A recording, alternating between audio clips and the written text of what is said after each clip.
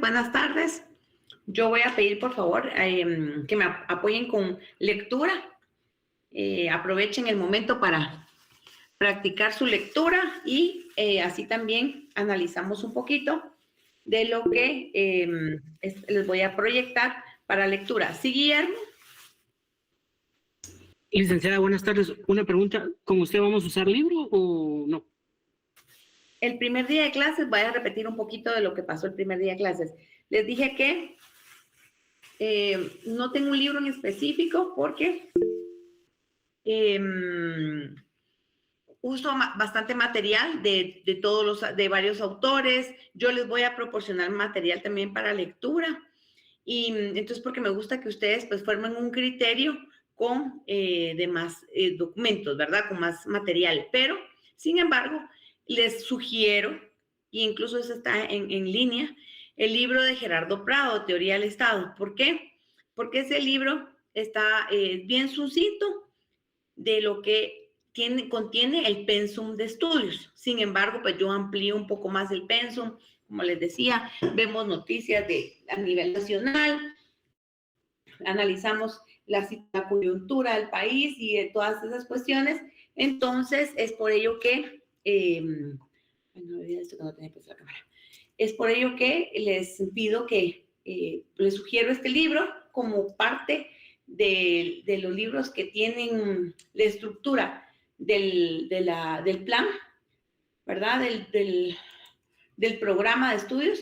Sin embargo, utilizamos bastantes otros documentos. ¿Alguna otra duda?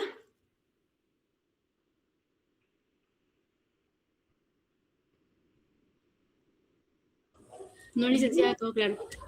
Ok, entonces vamos a empezar hoy con un poquito de... Vamos a ver, aquí me aparece que un alumno se salió y aún no se puede admitir. Ok. Bueno, vamos a dar inicio con...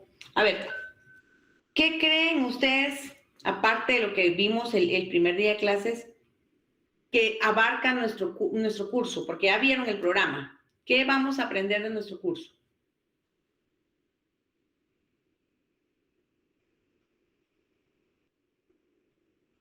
¿Qué vamos a aprender de nuestro curso? ¿Qué temas van a estar dentro del curso? ¿Qué es lo que ustedes van a saber cuando termine el curso? Tal vez las organizaciones del Estado y cómo funcionan los poderes también. Ajá, el Estado, los poderes, cómo está estructurado. Vamos a aprender qué es soberanía, qué es territorio, qué es población, qué es nacionalidad. ¿Saben qué diferente es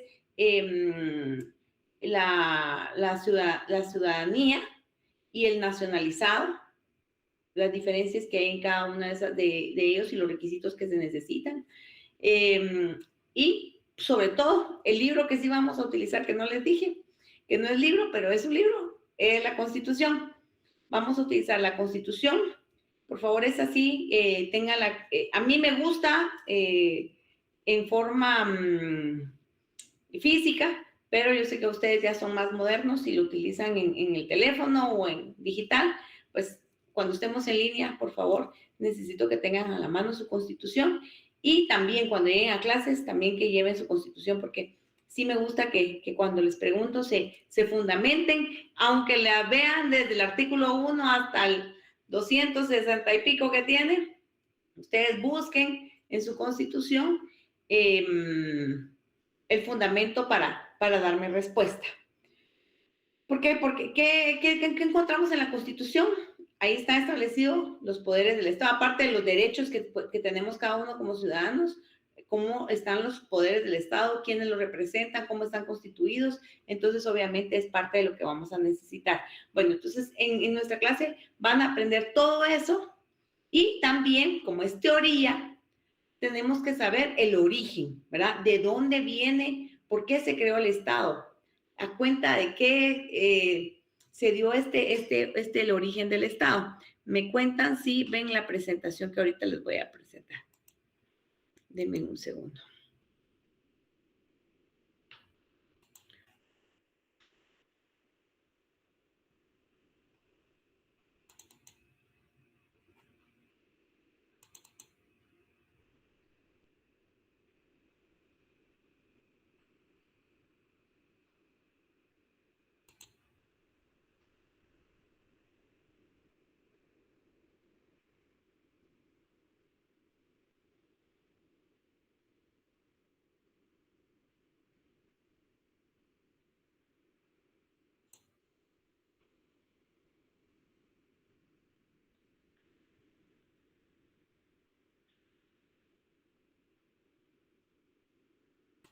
si lo ven, por favor, compañeros, y me van a apoyar con lectura.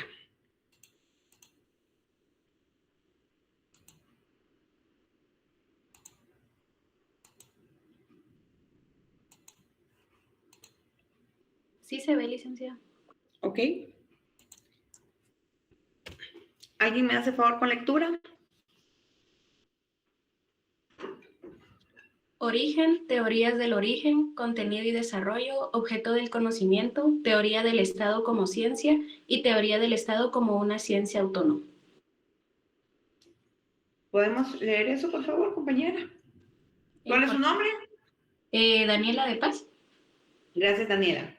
Bueno, noción y concepto de Estado. La palabra noción se refiere al conocimiento o idea que se tiene de una cosa, idea vaga de algún asunto equivalente a una noticia, conocimiento de un hecho. Sin embargo, no se tiene el conocimiento a profundidad del mismo. Se puede tener una noción del concepto de Estado. Sin embargo, en este curso tendremos el conocimiento a profundidad de dicho concepto. Para el concepto de Estado debemos remontarnos de la antigua Grecia, donde tiene el antecedente conocido como polis, que quiere decir ciudad, palabra que identifica la realidad política de aquella época. Ok. Vemos que ahorita yo les preguntaba, ¿qué van a salir aprendiendo de acá del curso? Entonces, me dijeron, sí, que la organización del Estado, que cómo está integrado, y esa es una noción, ¿sí? Esa es una noción de lo que se tiene referente a un concepto o a una idea. A ver, ahora con esto, antes de que sigamos para abordar qué es el Estado, en palabras, en sus propias palabras, ¿qué creen ustedes que es el Estado?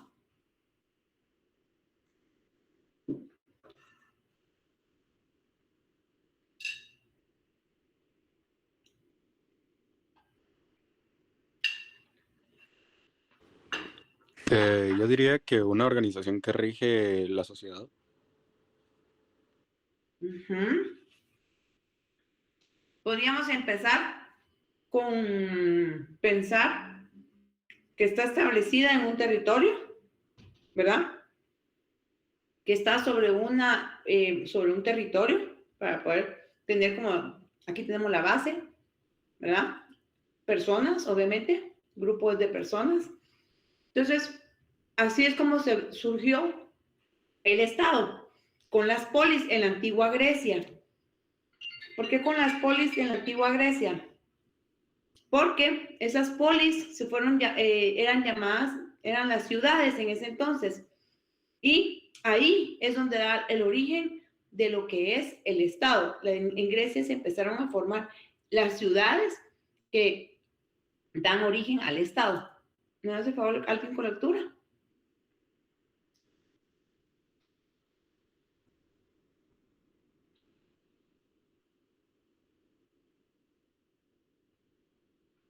Lectura, por favor, compañeros. Con el tiempo surge un fenómeno político diferente, más amplio, que llamo to koinon, palabra griega que significa comunidad.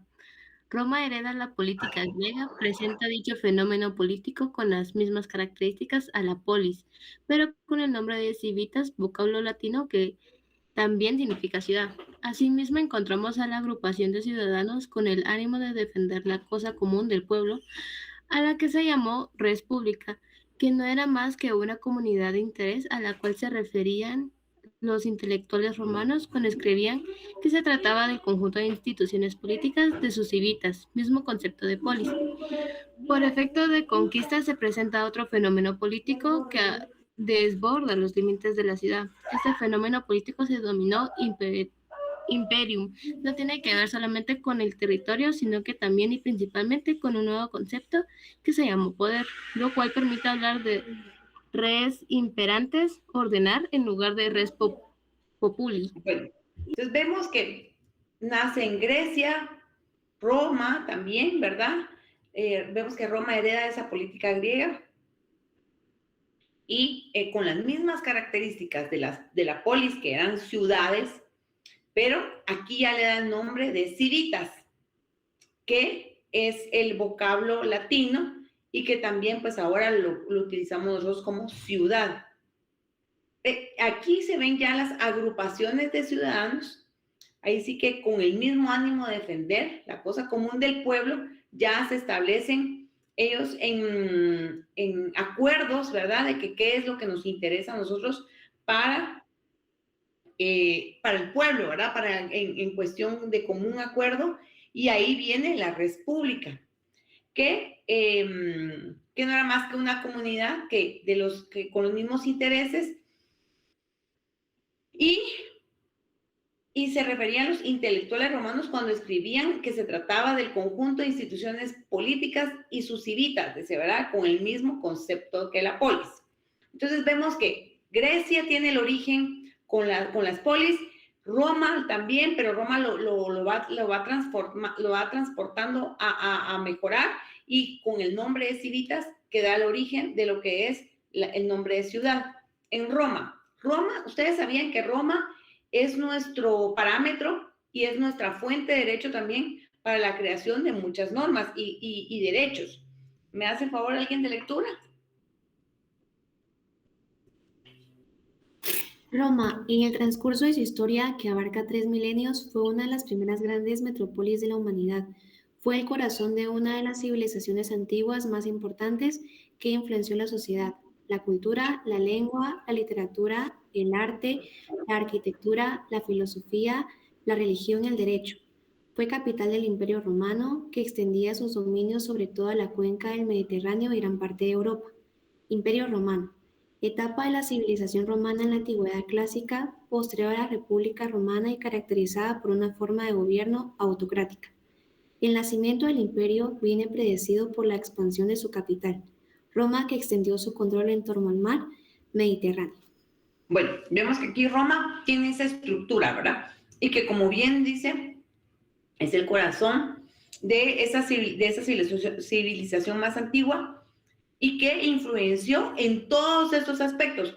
Yo creo que ustedes sí han visto más de alguna película de los imperios, del Imperio Romano, incluso las de Jesús, ¿verdad? Que vemos ahí cómo es que ellos estaban establecidos. Y si existía la esclavitud, existía ya las clases sociales, ¿verdad? Los rangos, cómo es que ellos se fueron organizando y estructurando, y el poder, ¿verdad? Quién representaba a la figura como tal, de a quién le iban a hacer obedecer, y la ambición de extender su territorio, ¿verdad? Porque si vemos como partes, como elementos primordiales del Estado, es el territorio. ¿Y qué era lo que le interesaba a Roma entonces? Extender su imperio. ¿Por qué? Porque obviamente iba a tener más riquezas, iba a tener más gente para ellos. Era demostrar ese imperio que se estaba dando en ese momento, ¿verdad? Y esa expansión que querían en todo sentido, no solo territorial, sino que capital, ¿verdad? Y por eso es que buscaban al mar Mediterráneo. ¿Por qué creen ustedes que ese era su fin, de llegar hasta el mar Mediterráneo? En películas. Yo hasta pensando en una película estoy ya. Posiblemente para tener más territorio y por ende más poder también. ¿Pero por qué? Al mar Mediterráneo.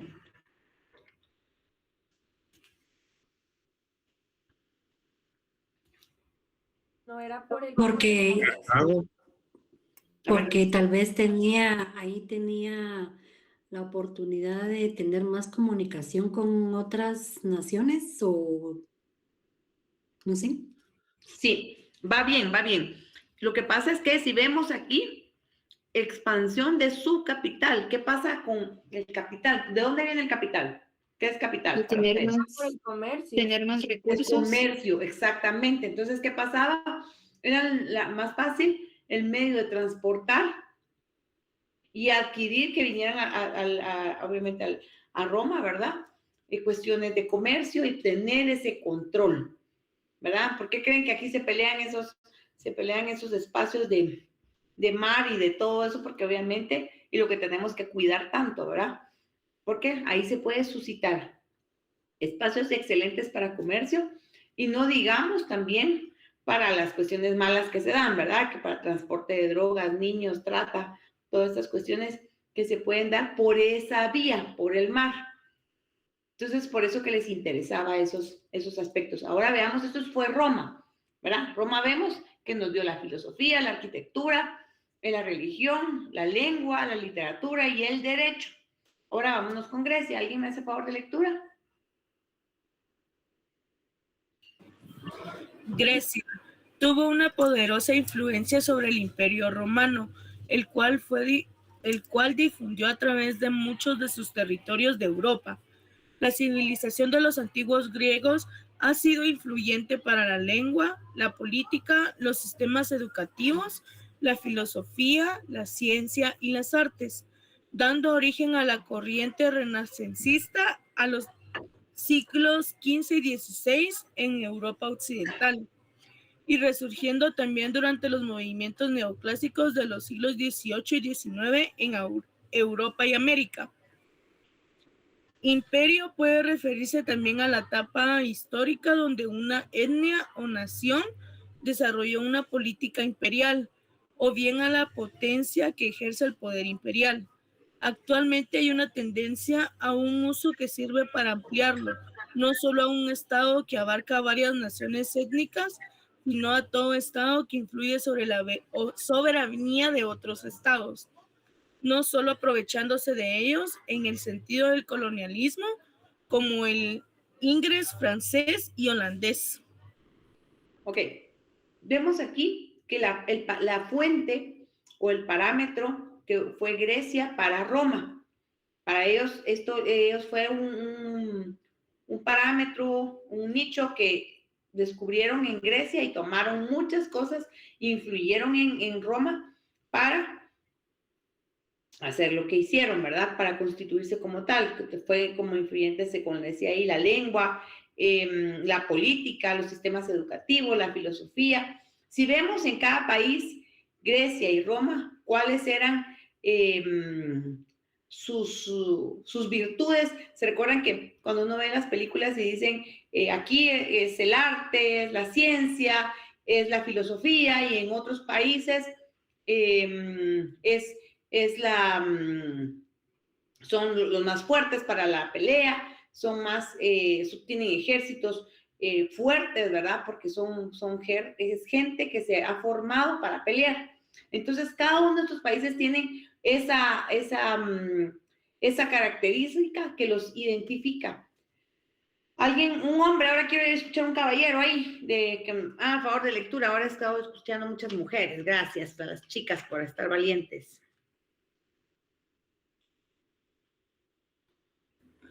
En otra época más cercana a la nuestra, como es el Renacimiento, se buscó un término más adecuado para distinguir la totalidad de las diversas comunidades políticas. Así, en Italia cada reino era una civita e identificó a un estado en particular, por ejemplo, estado de Florencia, estado de Valencia, estado de Roma, etc., sin importar que posteriormente un estado fuere de tipo monárquico o republicano, o un estado pequeño o uno grande. La monarquía es una forma de gobierno de un estado, aunque en muchas ocasiones es definida como forma de estado en contraposición de la república. República, de latín res publica, la cosa pública, lo público. En un sistema político que se fundamente en el imperio de la ley, constitución, y la igualdad ante la ley como la forma de frenar los posibles abusos de las personas que tienen mayor poder, del gobierno y de las mayorías, con el objeto de proteger los derechos fundamentales y las libertades civiles de los ciudadanos, de los que no puede sustraerse nunca un gobierno legítimo. Fue hasta el siglo XVI que se utilizó la palabra Estado con el fin de identificar a toda comunidad política estatal.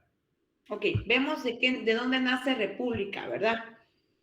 ¿Cómo es que esta palabra envuelve que es un sistema político que se fundamenta en el imperio de la ley, la Constitución?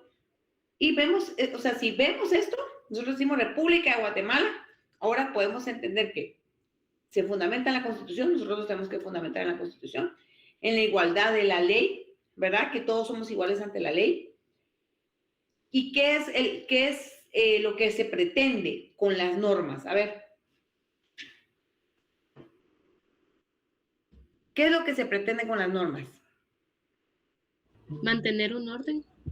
Frenar los Mantener posibles el orden del abusos. Estado, exactamente. Regular la conducta de las personas que están en el Estado. Sí, ajá. ¿Qué más?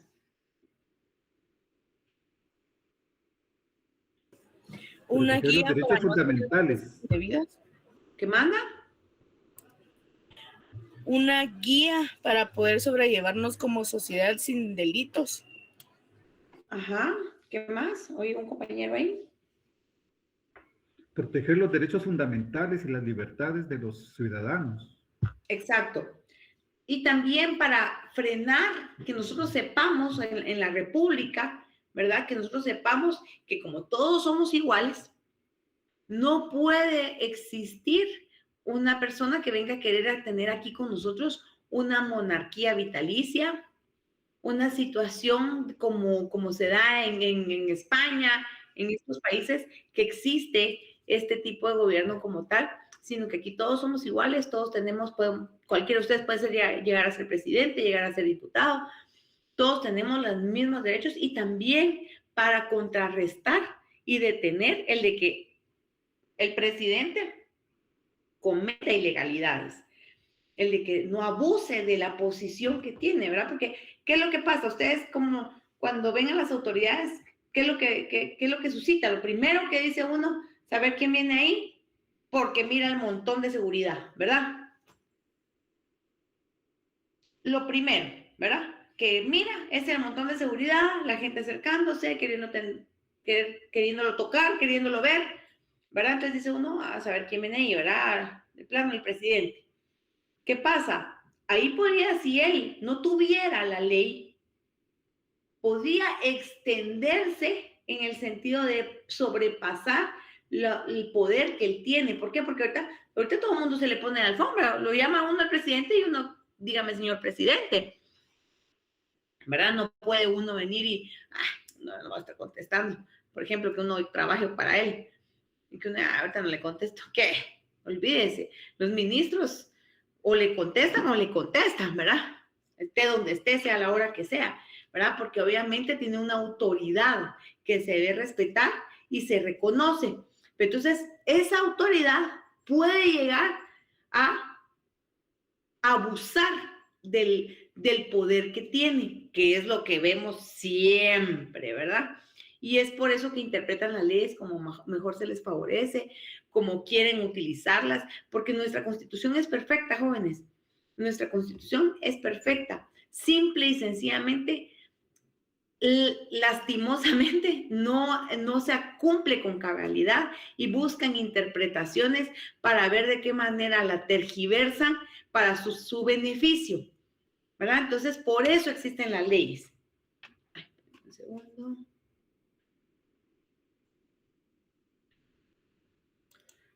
Vamos con esta otra.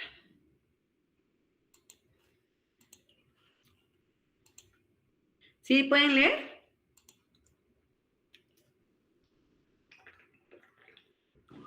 Sí, licenciada. ¿Me hace favor, por favor?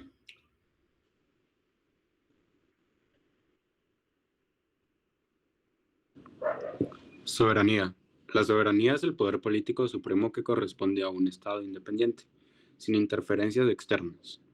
En teoría política, la soberanía es un término sustantivo que designa la autoridad suprema que posee el poder último e inapelable sobre algún sistema de gobernabilidad. La idea de soberanía se forja en la Edad Media y, en lucha con estos tres poderes, la Iglesia, el Imperio Romano y los grandes señores y corporaciones, ha nacido la idea de la soberanía, que es, por consiguiente, imposible de conocer sin tener igualmente conocimiento de estas luchas. Ok. ¿Qué pasaba en la antigüedad, jóvenes? Yo creo que ustedes sí vieron algo de historia, ¿verdad? En el semestre pasado o el año pasado. ¿Sí?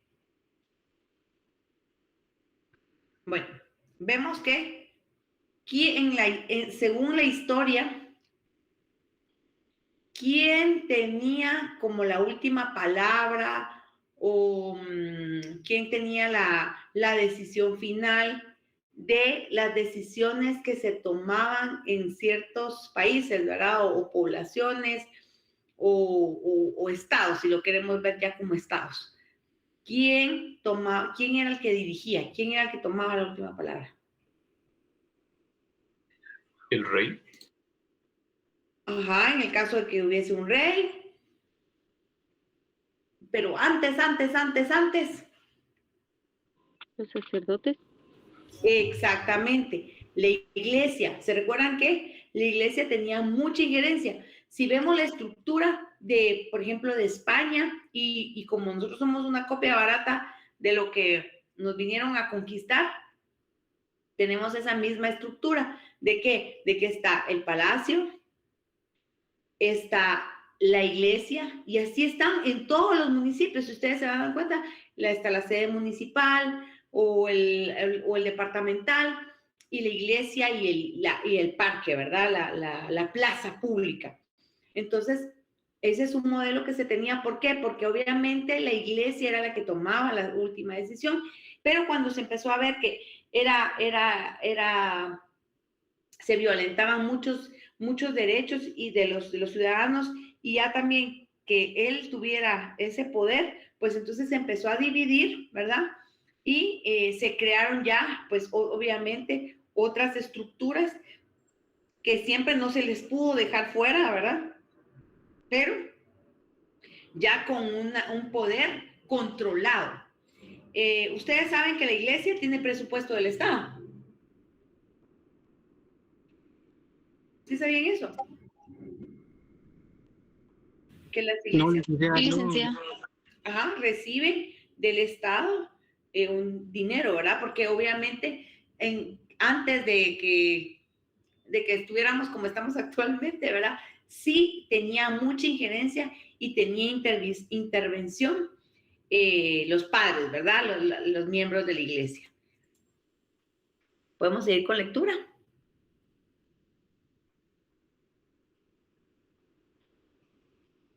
Bueno, solo quiero saber algo. ¿Entendieron qué es soberanía? Sí, licenciada. Cuando decimos que Guatemala es soberana, ¿a qué nos referimos?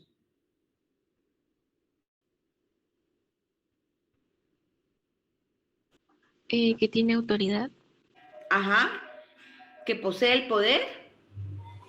Que no depende de otros para tomar decisiones. Exactamente, eso más que todo. Que no es independiente. Esa intervención, se supone, ¿verdad? Guiño, guiño, dijeran por ahí, que no deberíamos tener invasión extranjera.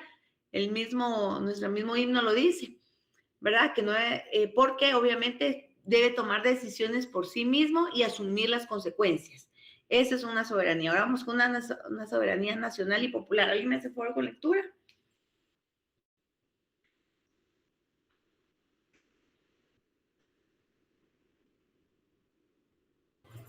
Soberanía nacional y popular. El término soberanía popular se estableció frente a la tesis de la soberanía nacional. La Constitución francesa de 1793 fue el segundo texto legal que estableció que la soberanía reside en el pueblo. Jean-Jacques Rousseau, en El contrato social, atribuye a cada miembro del Estado una parte igual de lo que denomina autoridad soberana, y propuso una tesis sobre la soberanía basada en la voluntad general. Para Rousseau, el soberano es el pueblo, que emerge del pacto social y como cuerpo decreta la voluntad general manifestada en la ley. ¿Sigo, licenciada, o hasta ahí? Por favor. Bien. De acuerdo con la tesis mantenida hasta la fecha, la soberanía popular implica que la residencia legal y efectiva del poder de mando de un conjunto social se encuentra y se ejerce en y por la universidad de los ciudadanos, y en particular en los estados democráticos. Así, el sufragio universal se convierte en un derecho fundamental y la condición ciudadana es igual para todos con independencia de cualquier otra consideración, salvo las limitaciones de edad o juicio. De esta moda, por ejemplo, la Constitución Española de 1978 reconoce que la soberanía nacional reside en el pueblo español, del que emanan los poderes del Estado. Ok. Nosotros somos un pueblo soberano, somos un país soberano, un país soberano. ¿Y por qué se dice que la soberanía la ejercemos nosotros como ciudadanos? Porque elegimos las autoridades. Exactamente, por la democracia que tenemos y la elección que hacemos, ¿verdad? Ese sufragio universal, que es el derecho fundamental, ¿verdad? Para poder tener, elegir y ser democracia también. Ahí viene otro concepto de democracia, ¿verdad? Pero esa soberanía, a mí nadie me impone a quién debo elegir. Y es lo que vemos en países como Venezuela, que se dio tantos problemas, ¿verdad? Porque prácticamente la democracia nula y la soberanía del país, no digamos, ¿verdad? La intervención de la persona que los dirigía, aunque no fuera extranjera, era de una sola persona, ¿verdad? O sea, aunque fuera de alguien de ahí mismo, de adentro, las personas no podían ser soberanas, porque tenían que acatar lo que la autoridad les obligaba a hacer. ¿Alguien tiene una pregunta? Sí, buenas tardes, licenciada. Me estaba comentando una compañera en el otro chat que dice que qué tan cierto es que la iglesia recibe dinero de parte del Estado en la actualidad, ya que según ella, en la iglesia de San Francisco recibe dinero de parte del Vaticano. Esto lo pregunta la compañera Dulce Cruz. El Estado sí tiene, la iglesia sí tiene el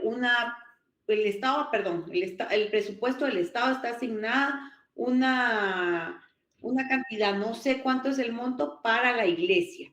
Si reciben de otros lugares, por ejemplo, del Vaticano, definitivamente me imagino que sí, porque incluso la designación del arzobispo o cuestiones así, son designaciones papales, ¿verdad? Creo que vienen desde ahí arriba, que tienen esa estructura y obviamente reciben el apoyo, pero el Estado tiene la obligación de darle un porcentaje del presupuesto a la iglesia. Vi que hay otra mano levantada ahí. Por favor. Sí, licenciada, a mí me surgió una duda ahorita con esto. ¿Ese aporte se le da solo a la Iglesia Católica o en general a todas las religiones? Porque sabemos de que aquí en Guatemala, pues, son muchas las religiones que existen. No es solo hay diversidad, hay diversidad, no solamente. Lo que pasa es que constitucionalmente, busquémoslo en la Constitución. Veamos, ¿sí? Buenas tardes, licenciada. No se supone que el Estado es laico. Pero tiene, sí, pero tiene una parte del presupuesto que le asigna a la iglesia. ¿En qué artículo, licenciada? Uy. Me ponen ustedes en que pensar también, yo no me recuerdo el artículo, pero busquémoslo. Por eso ahí me gusta que la tengan a la mano para... Denme un segundo.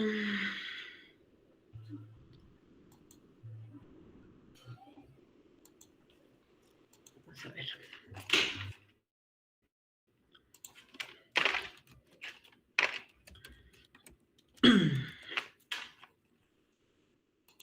No sé si a esto se refiere, pero en el artículo 36 de la Constitución está la libertad de religión. ¿Qué dice?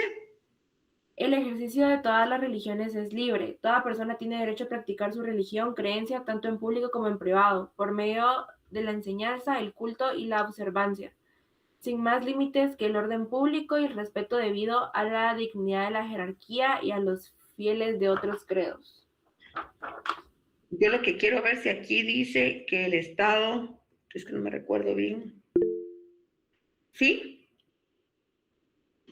Licenciada, en el artículo 37 está la personalidad jurídica de las iglesias y ahí sí se menciona que el Estado tiene que extender título de propiedad y creo que solo eso, pero sí se menciona que el Estado le tiene que La Iglesia proveer algo a la Católica, iglesia. ajá, pero si ven en la Iglesia Católica, las otras iglesias, cultos, entidades y asociaciones de carácter religioso obtendrán un reconocimiento de su personalidad jurídica conforme las reglas de su institución y el gobierno no podrá negárselo si fuera por razones de orden público. ¿A qué se refiere esto? El Estado extenderá a la Iglesia Católica sin costo alguno títulos de propiedad de bienes inmuebles que actualmente o forman parte pacífica o de forma pacífica, poseen para sus propios fines, siempre que hayan formado parte del patrimonio de la Iglesia Católica. Bueno, aquí lo que quiero es que vean es que a quienes reconocen como religión, podemos decir, o que se les va a brindar cierta prerrogativa, es a la Iglesia Católica. Las otras iglesias pueden existir, no limita, ¿verdad? Por eso es que preguntaba aquí, somos laicos. No limita y no nos obliga a que seamos católicos. Es la que el Estado reconoce. Es la que el Estado reconoce como iglesia, ¿verdad? Pero tenemos libertad de religión, entonces nos permite a que las otras religiones puedan formarse y constituirse como tal. Ahí vienen ya lo que son las iglesias evangélicas y todo lo demás tipos de iglesias de religiones, que hay, ¿verdad? Todas esas clases de religiones. Pero vamos a que el reconocido como tal y a quien se le da esa prerrogativa es a la Iglesia Católica. ¿Alguna otra duda? ¿Sí quedó claro? Licenciada, buena tarde. Según yo tenía entendido que el Estado no le otorga un financiamiento directo a la Iglesia Católica. Lo que tiene la Iglesia Católica es que están exentas de pago de impuestos. Igual la evangélica, todas las iglesias. Ajá, pero no un porcentaje directo, así como lo recibe la universidad, por darle un ejemplo. Ay, ya me puso a mí en qué pensar. Se lo voy a buscar y les confirmo. Pero tenía conocimiento que sí les da, sí reciben sí reciben del Estado. ¿Sí, Akemi? Buenas tardes, licenciada. Sí, con respecto a lo que decía la compañera, justamente al final del artículo 37 de la Constitución de Personalidad Jurídica de las Iglesias, está lo que decía la compañera que dice los bienes inmuebles de las entidades religiosas destinados al culto, a la educación y a la asistencia social gozan de extensión de impuestos, arbitrios y contribuciones. Pero eso es en cuanto a ese rubro, pero abarca para todos, no solo para la Iglesia Católica. Es por eso que a muchos les interesa tener iglesia, ¿verdad? Porque por medio de la iglesia manejan otros recursos y se limitan de impuestos. Y con este mismo sustento, si vemos aquí dice, en el 37... Los bienes inmuebles, las entidades religiosas destinadas al culto, a la educación o a la asistencia social. Aquí es donde entran, por eso es que utilizan muchísimo, algunas veces las ONGs o las fundaciones. Por eso es que les interesa a mucha gente. Hagamos una fundación. ¿Por qué? Porque es una cuestión social que está exenta de impuestos. Y realmente, si se analiza la fundación, genera muchísimo dinero que debiese pagar impuestos porque ya realmente el fin no es social, sino que ya es de lucro, porque obviamente los que la fundaron y los que la están manejando, de eso viven, ¿verdad? Entonces, es ahí donde hay cuestiones que se trabajan en cuanto a los impuestos que no se cancelan. ¿Alguna otra duda? Ok, entonces vamos a seguir. Licenciada, me estaba comentando también mi compañera Dulce que también lo hice en la ley de actualización tributaria. ¿Lo de los impuestos? Sí, yo creo que sí. Ajá. Lo que quiero ver es si dice lo que el Estado le debe dar. Yo tenía conocimiento que sí, que el Estado... Licenciada, yo creo que con eso lo puedo apoyar. Pues como le decía, no hay una religión que se reconozca porque el Estado es laico, pero pues nada más como que lo que está planteado en la ley es de que son beneficios fiscales. O sea, que pueden gozar de exoneraciones, sobre todo cuando sus bienes se destinan a culto, y pues nada más solo son beneficios, pero no hay como que un porcentaje de anual o mensual. Y también el Estado puede llegar a pagar capeínas y apoyo puntual en actividades sociales, culturales o patrimoniales, pero eso no equivale pues que sea un apoyo monetario como tal. Una parte del presupuesto como tal. Exacto, sí. Y todo, pues, todo se va, queda justo en el artículo 37, que pues como el Estado laico no reconoce ninguna religión como oficial, incluyendo la católica. Sí, la católica. Sí establece a la Iglesia Católica en que le reconoce la personería jurídica de Iglesia como tal. Y las demás son, la personería se la otorga el mismo Estado mediante el Ministerio de Gobernación. Y se debe cumplir con requisitos, con actas y con toda la documentación que requieren para poder constituirse y ser reconocidos como iglesia. Yo aquí estaba viendo algo con respecto a eso. Dice que el Estado de Guatemala no otorga un sueldo a una partida presupuestaria directa para el funcionamiento ordinario de la Iglesia Católica, pero sí le otorga beneficios económicos significativos a través de exenciones y apoyos específicos. Por ejemplo, exenciones de impuestos. También está conservación del patrimonio cultural, también está, ¿qué otra cosa? Por ejemplo, está la educación religiosa, cosas así que me aparecen en la información que estaba buscando ahorita, ¿verdad?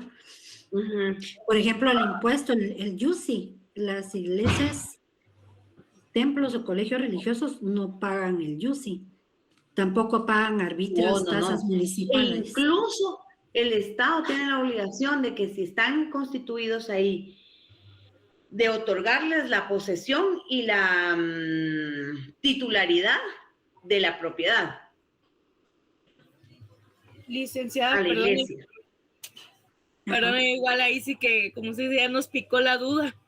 Yo aquí ya buscando en la Constitución, en el capítulo 4, artículo 237, lo que es el presupuesto general de ingresos y de egresos del Estado. Yo estaba leyendo ese artículo. Es algo largo porque tiene alrededor de 6-7 párrafos. Y en él lo que dice es de que no resalta que hay que darle ningún beneficio del presupuesto a las iglesias, porque realmente no lo dice.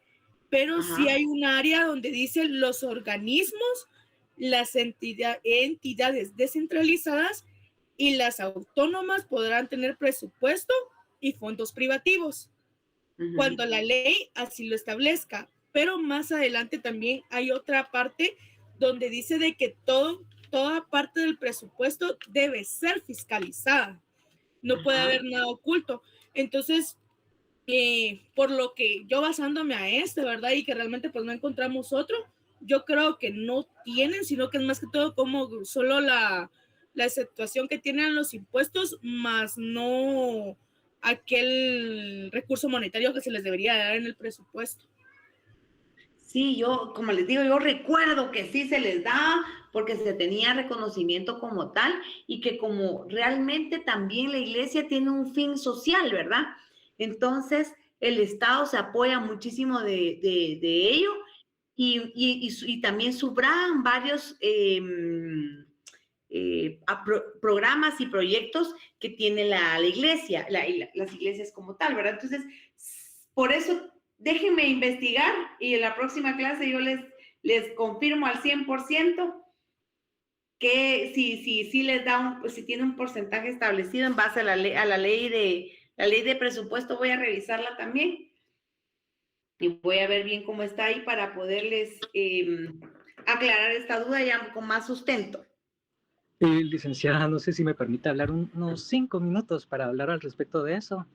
Ajá. Es que fíjese que realmente todos están bien, pero a la vez todos están mal, y es que en Guatemala, aparte de ser un estado pluricultural y multiétnico, se promueve mucho lo que es la sección segunda de la Constitución Política de la República de Guatemala, que es la sección específica a la cultura. En el artículo 57 se habla del derecho a la cultura, que es básicamente de que todas las personas tienen derecho a expresarse libremente y a expresar libremente lo que creen. Ahora, el rol del Estado en esta situación es de que a la Iglesia Católica en específico le tiene asignada una parte del presupuesto. En este caso, el presupuesto anual de este año es de 154.836.6 millones de quetzales. Ahora, ¿cómo es que le va el Estado a dar esto a la Iglesia Católica? Pues no es que se lo dé directamente, sino que a través de, así como por ejemplo el Ministerio de Cultura y Deportes, se promueven actividades culturales, las cuales están ampliamente relacionadas estrechamente a la Iglesia Católica. Entonces yo estaba viendo hace no mucho con la ministra de Cultura de que van a trabajar unas cosas relacionadas a Semana Santa, que es lo más conocido. Creo que el presupuesto que hay de este año para promocionar ese tipo de cosas es de 100 millones de quetzales o de 400 millones de quetzales, por lo cual la Iglesia Católica obviamente se ve plenamente beneficiada de esto. Pero ¿qué pasa con el Estado laico y pluricultural? Pues que no se está viendo afectado porque precisamente por lo mismo que la Constitución establece de que el Estado tiene que promover estas prácticas, no solamente se financia la Iglesia Católica con estos proyectos que sí están presupuestados, sino que por ley se tiene que darle una especial prioridad a los pueblos indígenas. La cosmovisión maya, por ejemplo, cuando nos centramos en cosas de sincretismo religioso, específicamente con lo que son los calendarios mayas, el Cholquij y no recuerdo cuál es el otro, son cosas que tiene que promover y están presupuestadas. Aparte, cuando una persona indígena quiere realizar un culto y no tiene un lugar donde hacerlo, ni los recursos necesarios para hacerlo, no recuerdo específicamente en qué artículo de ley está eso fundamentado, pero sí es legal y el Estado está obligado a proporcionarle todo para que se haga la adoración y la veneración de este tipo de cultos que promueven la identidad cultural de la nación. Ahora, por darles un ejemplo así. Pero desde el punto de vista cultural. Porque entonces ahí entra la participación del Ministerio de Cultura y Deportes. Y no solamente el Ministerio de Cultura. Tiene una asignación presupuestaria el ministerio y tiene dentro de todas sus partidas, tiene una asignación para esos rubros. Recordemos que también las procesiones fueron declaradas patrimonio. Sí, y de hecho muchos de los decretos que hacen referencia a que hay patrimonio cultural tangible de la nación son cosas religiosas, así como por ejemplo la Ceiba, el decreto de 1954, en general muchos de los decretos de 1954 están especializados directamente a la religión. ¿Por qué? Porque como estábamos entrando en pleno conflicto armado, el presidente aprovechó todo este tipo de cosas y prácticas para verse beneficiado a su propio favor. Por otro lado, ya para ir cerrando con lo que tenía que hablar, un caso muy práctico es, por ejemplo, la veneración a Mashimón. Si alguna persona, creo que se les dicen Akijab, quiere venerar a Mashimón, como le dije, ella tiene que venir y presentar papelería al Ministerio de Cultura y Deportes, o también creo que es al INAE. Creo que me estoy confundiendo con México, pero tiene que presentar una papelería específica y el Estado le va a dar todos los recursos para su veneración, incluso para su promoción. Ok, excelente aporte, compañero. ¿Cuál es su nombre? Oscar Gutiérrez. Oscar, ¿y usted trabaja en el ministerio? Eso estoy intentando. ¿Cómo que eso está intentando? Pareciera que sí está ahí, ¿va? Pues sé bastante, pero todavía tengo que. Ah, lo felicito. Excelente aporte. Muchísimas gracias. Bueno, gracias. Entonces, sí, usted lo dijo bien y tal vez ahí es donde yo estoy confundida, porque sí sé que tiene ese apoyo la iglesia, ¿verdad? Económico. Tal vez no de como les estaba diciendo yo, que tenga una asignación presupuestaria, pero sí, esto, como lo explicaba el compañero, pero sí tiene que tener ese apoyo.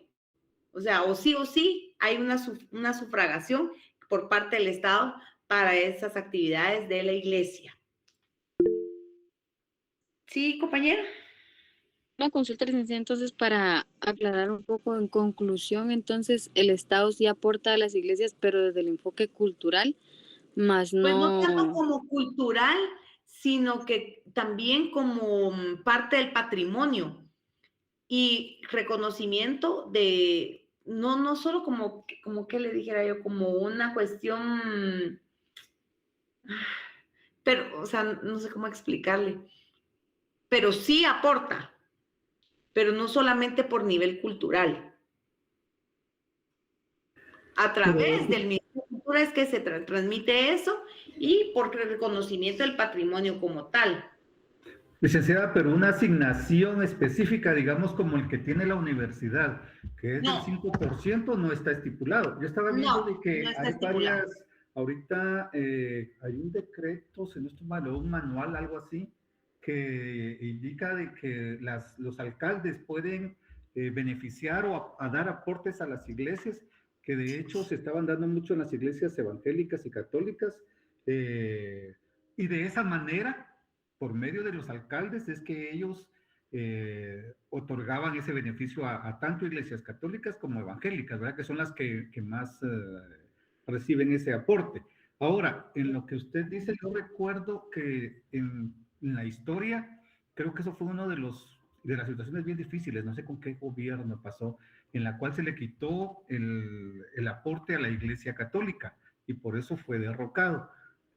Posteriormente, la Iglesia Católica recibió nuevamente todos esos beneficios, solo que me imagino que llega a nuestros días, solo que ya no de una manera explícita, ¿verdad? Como le decía. Como No un porcentaje establecido como tal. Correcto, sino que digamos que por medio de otras organizaciones, actualmente podríamos decir las alcaldías también, se benefician, aunque lamentablemente todo ese tipo de situaciones se ha dado o se da para beneficio de ciertos grupos, ¿verdad? Porque ya lo manejan de otra manera para hacer... Lo que pasa es que recuerden que la designación que le dan del presupuesto que le dan a cada municipalidad, la municipalidad tiene establecido a qué proyectos o en qué rubros va a utilizar los fondos del Estado. Si bien es cierto también que la Contraloría debería estar detrás de ellos, revisar y todo, tienen un rubro que...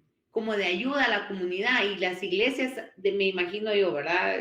Estoy pensando yo que así lo han de trabajar como cuestiones de capacitaciones, a las mujeres, por ejemplo, en las iglesias, ¿verdad? Que se les da cierta ayuda, que se les instruye en algún oficio o algo así.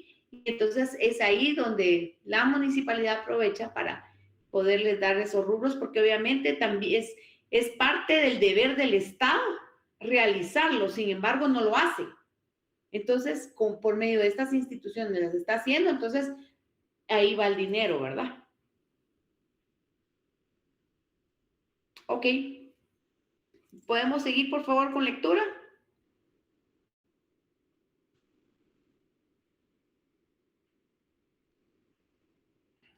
¿Alguien me hace favor con lectura?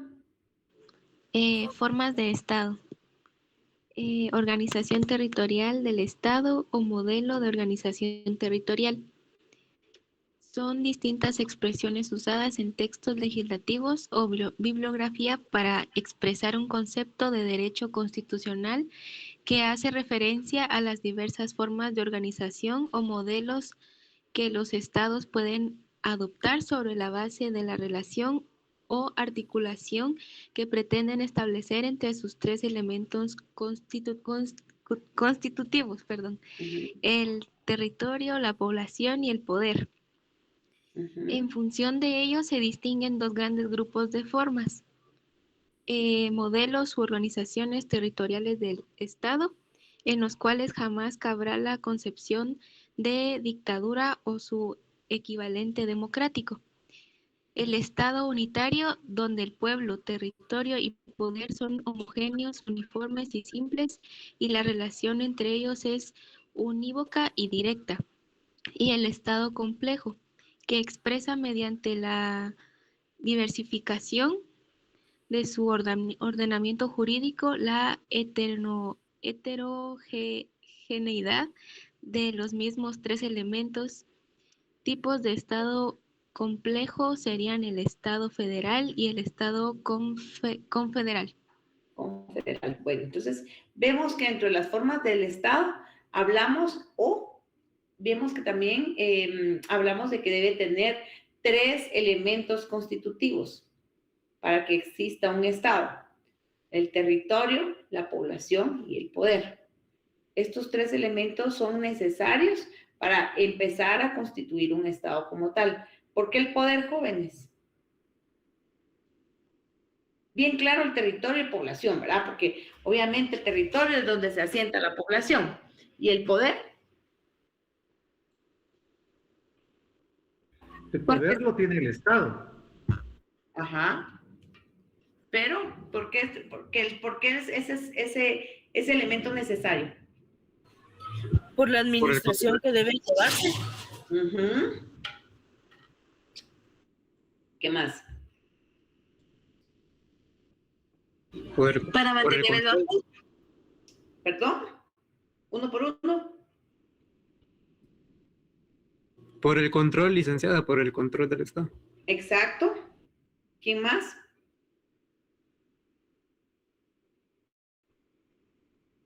Porque obviamente delegamos esa función en nuestros representantes.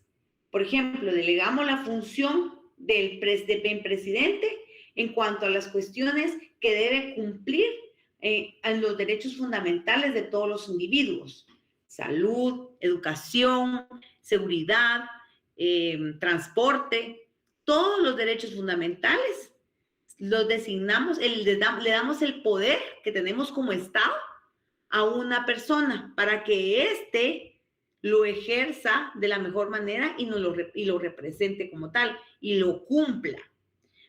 Nos vamos al poder legislativo. ¿Qué hacemos ahí? Ahí le entregamos el poder también a los que nos representan. Hashtag a mí no me representa el Congreso, ¿verdad? Pero nos representan los diputados. Les damos por eso es tan importante saber quiénes son los diputados, qué hacen, cuáles son sus propuestas, conocer. Yo les soy sincera, yo me gradué y desconocía cómo estaba, cómo uno debe votar por ellos, ¿verdad? Lastimosamente tienen una forma de votación que no me dejan elegir al de más abajo.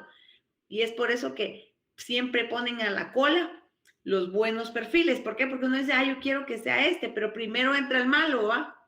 Y de último entra el que yo sí quisiera que me represente, ¿verdad? En el Congreso. Pero ¿qué es lo que hacen ellos? Obviamente fiscalizan las acciones del Ejecutivo y también actualizan, emiten, emanan nueva legislación o reformas o propuestas que cada vez vayan necesitando nuestro país, porque, por ejemplo, a nivel comercio, cada vez estamos avanzando muchísimo a nivel de ciberseguridad, se deben crear normas para cuidar, ¿verdad?, la información digital. Entonces, todo eso es necesario regularlo y es por ello que para eso supuestamente están esos señores ahí ganando 66,000 quetzales mensuales, 60,000 quetzales creo que son, para hacer, ¿verdad?, del Estado más acuerpado, ordenado, ¿verdad?, para crear todo ese montón de normas y aparte de todo, pues fiscalizar que se cumplan las obligaciones del Ejecutivo, entre otras instituciones. Y vemos el judicial también, ¿verdad?, que exigimos que haya justicia, acceso a la justicia. Ya vemos que en todos los departamentos hay juzgados, ¿verdad?, el acceso a los mismos. Cada vez vamos viendo que hay nuevas salas también en los juzgados, ¿verdad?, en los departamentos, perdón. Hay nuevas salas para que conozcan de los casos.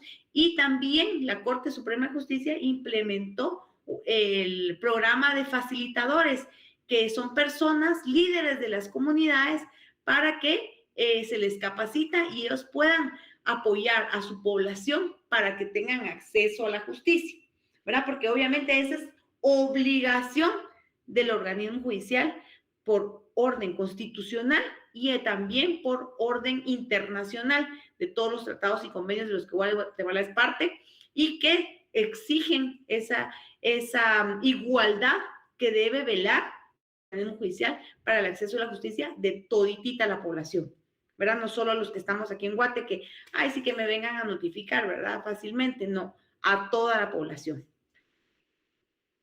¿Me hace favor alguien de lectura? Las formas históricas se refieren a las formas del orden social como un todo, existentes en un espacio y en un tiempo acotados por circunstancias y acontecimientos significativos. Las formas histórico-políticas o de lo político son las formas históricas consideradas desde el punto de vista del orden político.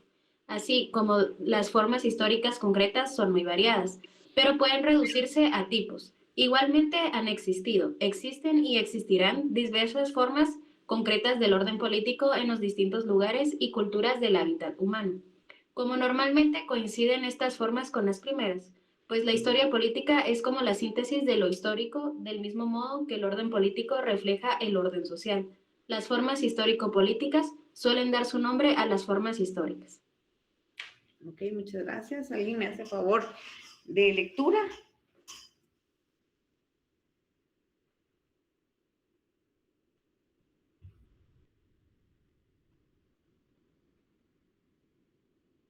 ¿Alguien de lectura, por favor? Que con eso concluimos. Pues los dejo descansar.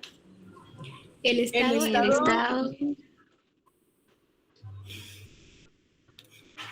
Estado evolucionó adoptando variadas formas o subformas a medida que concentraba más poder, cuya naturaleza es de suyo, decía el pesimista Hobbes.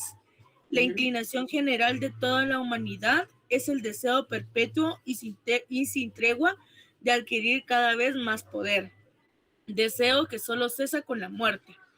Es una experiencia eterna, escribió Montesquieu, que todo hombre que tiene poder tiende a abusar del mismo y no se detiene mientras no se encuentre una barrera. Mantener los pies sobre la tierra con la vista al cielo. Ok, ¿qué pasa, jóvenes? Como les decía yo, si se tiene el poder, ¿qué es lo que más suscita? ¿Qué es lo que más puede suscitar cuando una persona tiene poder? ¿Qué es lo que más han visto ustedes? Abuso de autoridad. Ajá. ¿Y cómo se da el abuso de autoridad? Por ejemplo, ¿ustedes creen, no quiero poner personajes,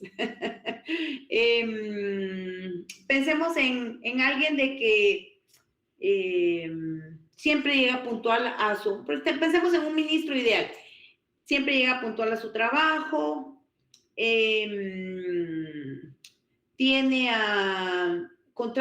contrató un montón de gente, pero como obviamente él tiene mucha familia y con profesional, ¿verdad? Él tiene familia profesional y contrató a toda la familia profesional ahí en el ministerio donde está, pero es una persona que trabaja, llega puntual, se va a la hora de salida, tiene un abuso de poder. No es abuso de poder, es tráfico de influencias.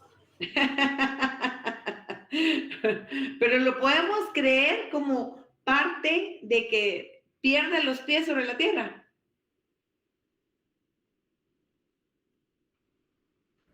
Lick, yo tengo otra duda. Depende del comportamiento que muestre, licenciada.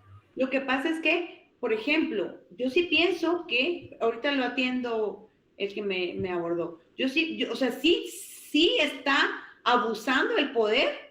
¿Por qué? Porque obviamente está contratando a toda su familia para que laboren ahí, independientemente que la familia sí trabaje, independientemente que no utilizó esa influencia, como usted estaba diciendo, ¿verdad? Ese poder que tiene para poderlos contratar. ¿Por qué no estaban ya ahí? No. Él viene, contrata a toda su familia ahí o en otras instituciones pidiendo favor a sus pares para que contraten a la gente, ¿verdad? Que es lo que más se ve. Entonces, obviamente, pierden el poder, corrompe y los hace perder y cometer errores, ¿verdad? Porque eso no debiese ser permitido. Debiesen entrar en oposición o dependiendo del tipo de contratación que se vaya a hacer, pero vamos a que debe tener un proceso claro y transparente. ¿Alguien me dijo? Sí, licenciada, pues hablando de esto, que ahorita me venía que eso es nepotismo, ¿verdad? Lo que usted me está comentando, pero tenía otra duda en relación a lo que sucedió el día de ayer. Ayer o antier, que prohibieron a los profesionales de ciencias afines votar. ¿Eso es abuso de poder o están en ley? Mire, yo le voy a decir la verdad, yo estoy súper a favor de eso. Y le voy a decir mi punto de vista. Yo no podría elegir a un politólogo o un criminalista para ocupar un cargo, yo como abogada, no lo puedo elegir porque no sé qué perfil se necesita para que él ocupe ese cargo. ¿Me doy a entender? No sé si, por ejemplo, un politólogo que tenga que haber trabajado políticas de exterior o interior o con gobiernos o con gobiernos internacionales. No sé qué perfil yo debo evaluar para que ocupe ese cargo. Entonces, ¿cómo ellos me van a evaluar? A mí, por ejemplo, si yo estuviera ostentando o queriendo ostentar algún cargo, ¿cómo van a evaluar a mí para ocupar un cargo? ¿Me doy a entender? Y eso es a nivel intelectual, si lo queremos ver así. O sea, si lo vemos a nivel lógica. Pero ahora vengo yo y quiero decirles a nivel constitucional. Sí dice el Colegio de Abogados y Notarios, pero es que el Colegio de Abogados y Notarios, cuando nació, era el Colegio de Abogados y Notarios. Hay actas en el colegio que se establecieron que iban a estar ellos de manera temporal. ¿Por qué? Porque necesitaban colegiarse para poder ejercer, para poder hacer consultorías, para poder... Entonces necesitaban colegiarse. Nadie los quería recibir. Entonces en asamblea del colegio se dijo, no, el más ad hoc es el Colegio de Abogados y Notarios. Ahí que estén un tiempo y cuando ya tengan el número adecuado de agremiados, se tienen que ir, ¿verdad? O sea, van a formar su propio colegio. Pero nunca se hizo. Entonces, por ejemplo, si vemos ejemplos de otros colegios, por ejemplo, los médicos y los odontólogos jamás eligen, los médicos jamás se meten con los odontólogos. Y eso que para ser odontólogo también estudio medicina. ¿Me doy a entender? Los colegios tienen su propio nombre y apellido. Entonces, corresponde al colegio como tal ejercer. Entonces, si la Constitución dice que es el colegio el que elige, pero es el Colegio de Abogados y Notarios, aunque diga agremiados, activos y todo, se refería a los abogados y notarios. Okay, yo sí defiendo esa postura porque, como les digo, a mí me dicen ahorita, mire, licenciada, fíjese que nos surge un piloto para el presidente porque le vamos a dar un avión o un helicóptero, no sé, y necesito que usted me revise estos perfiles para ver a quién contratamos.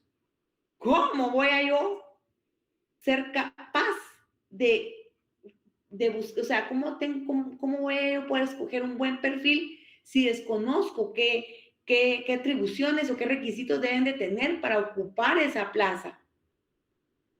Si tiene que tener muchísimas horas de vuelo, si saben, por ejemplo, yo recibí un curso y los pilotos, yo le dije, ¿puedes haber un piloto de avión y de helicóptero? Sí. ¿Y eso significa que es mejor? No. ¿Por qué? Porque tiene que especializarse en una o en otra. Pero no se deben revolver jamás. Yo miro y digo, ay, estos dos saben manejar avión y helicóptero, a este es el mejor, pero no. Entonces, eso es a mi criterio, ¿verdad? Y yo aplaudo lo que se hizo. Lastimosamente fue un momento político, ¿verdad? Que ahí sí, ese es otro punto de vista, que en este momento fue objeto de muchas impugnaciones y que pudiesen haber votado el proceso electoral como tal, pero esa injerencia que tenía las ciencias afines en el colegio para elecciones no se debiese de dar. Esto sería, licenciada, lo que sucede en el Congreso, porque hay gente incapaz haciendo leyes, que no saben nada de esto, de leyes. Yo me recuerdo de una licenciada, dígame, de una señora que yo creo que fue en el tiempo de Portillo, que como ella, creo que ella tenía un puesto en una plaza, en el mercado, ¿verdad? Pero creo que le apoyó bastante y tuvo mucha injerencia en jalar gente, ¿verdad? Y le dieron un espacio en el Congreso. Y las primeras reuniones llegaba vestida casi que de gala y con el esposo. Entonces, en el pleno del Congreso, ella tenía a la par el marido porque creía que así era el asunto, ¿verdad? Que tenía que ir con pareja a la reunión de pleno. Entonces, se puede imaginar cómo levantó la mano para tomar decisiones, no sé. Pero sí, sí hay incompetente ahí. Entonces, licenciada, pienso yo que debería de haber una iniciativa de ley donde, por ejemplo, los politólogos, los sociólogos y los otros afines deberían de tener cada quien su colegiatura, ¿verdad? Fíjese que sí, yo pienso que, o sea, como le digo, yo aplaudo el que se hayan ido, el que los hayan sacado de esta elección, pero sí debiesen de ordenarles, decirles, damos un año, la Corte le da un año para que crean su propio colegio, ¿verdad? No de una vez así, sino que ahorita ya no tienen injerencia, ya se vio, hay 7,000, ya hay como más de 7,000 de ciencias afines, y creo, no estoy segura, que son a partir de 500 profesionales que ya se puede crear el colegio. Entonces podrían crear ya su propio colegio, ¿verdad? O sea que la decisión, digamos, viéndolo así, sí fue una decisión correcta. Lo malo fue el momento político en el que se está viviendo, o que se tomó la decisión, ¿verdad? Porque sí o sí se tendría que tomar.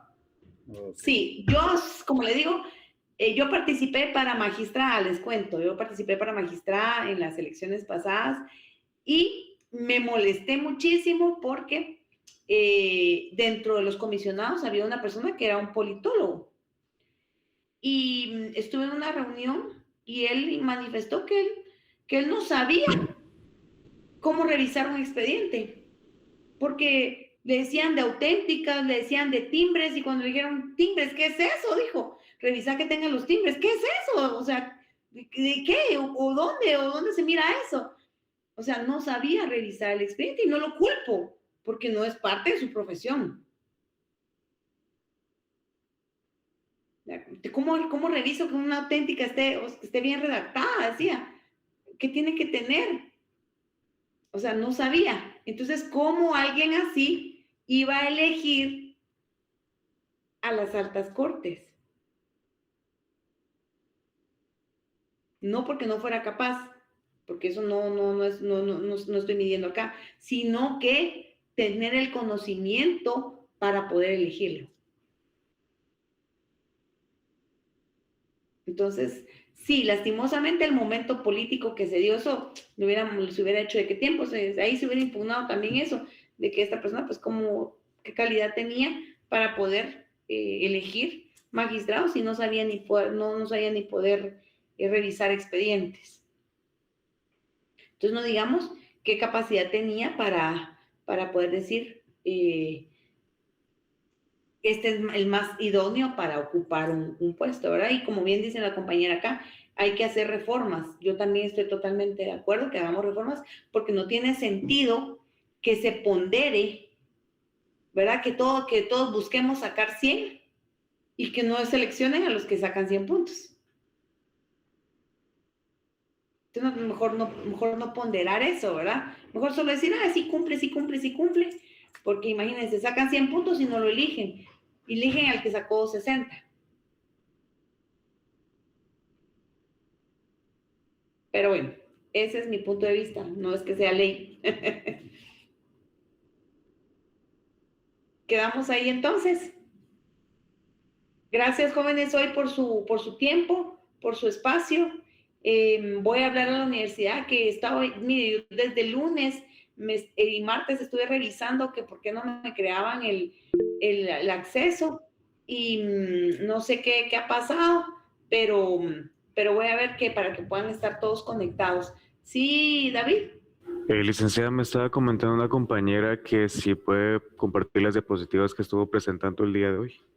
Uy, fíjese que le voy a contar, yo no comparto diapositivas porque me gusta que me pongan atención y que ustedes le tomen foto, las copien o hagan algo. Okay. Pero es parte de que estudie. Sí. Muchas gracias, licenciada. Ok, ¿alguna otra duda?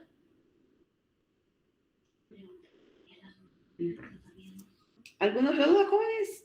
Bueno. No, licenciada, muchas gracias. Les agradezco de verdad el de que hayamos podido cambiar la clase para hoy. Les agradezco muchísimo y también me siento pues un poco más tranquila de poder hablar con ustedes y no estar con la presión del tiempo. Y nos vemos la próxima semana, si Dios lo permite, ya en clase. Y les deseo un feliz fin de semana. Muchas gracias, Ligna.